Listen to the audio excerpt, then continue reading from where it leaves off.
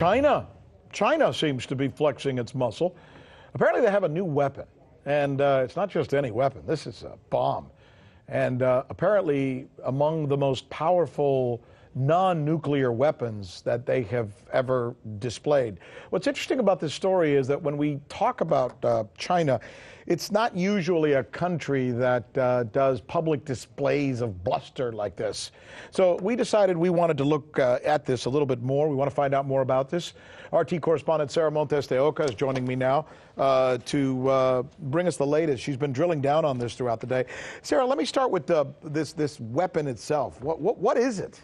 So, Rick, China's arm industry giant Norinco showcased this bomb for the first time. It's a Chinese version of the mother of all bombs. Now, the bomb, whose strength is only a second to that of a nuclear weapon, was dropped by a Chinese H-6K bomber. Now, the bomb, it was dropped, we can see on screen right now, it was dropped in an unspecified location.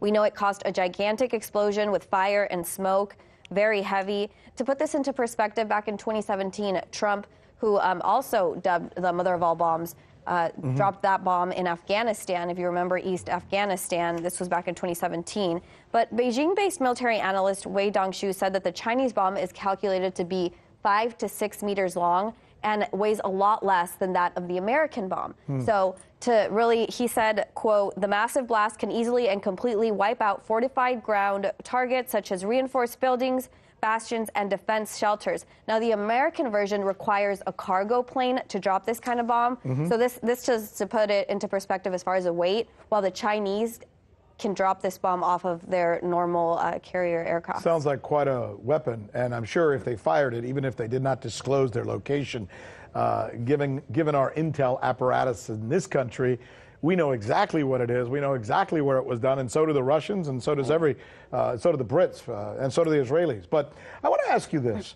You know, when I think of Russia, and I think I mentioned this a little while ago, you don't think of them publicly displaying their wares like this. What's going on? Why are they doing this? Well, you may not think of China having done this before, but in November, they had an international air show expo where they really flexed a lot of military power. They specifically did it with their weapons, this new LW30 specific laser weapon that they want to buy or to sell these products into the international arms market. So they want to take part of this, and they're building up the technology to be able to do so. I mean, an observer of advanced weaponry told China that every military power in the world has been striving to develop these laser weapons. And this LW30, for example, which they showed, has a precision to do something like that. And you could see why the Chinese are very excited and think that these will fly off the shelves if they are put into the arms market. Well, I would be remiss if I don't ask you about the fact that there might be a tie-in, or let me ask it this way. Is there a possible tie to this and the trade war going on with Mr. Trump? Well, it seems to be pretty timely, right? I mean, perfect timing for this.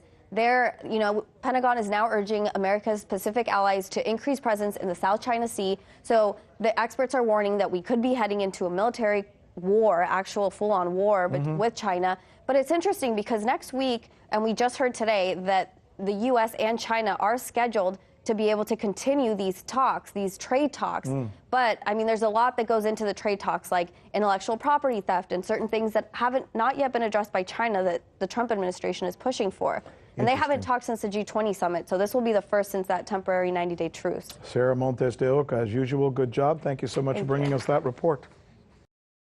Hey YouTube, thanks for checking out our channel. We hope you enjoyed the video. We have tons of content for you just like this. For more of RT America's one-of-a-kind news and analysis, be sure to subscribe and never stop questioning more.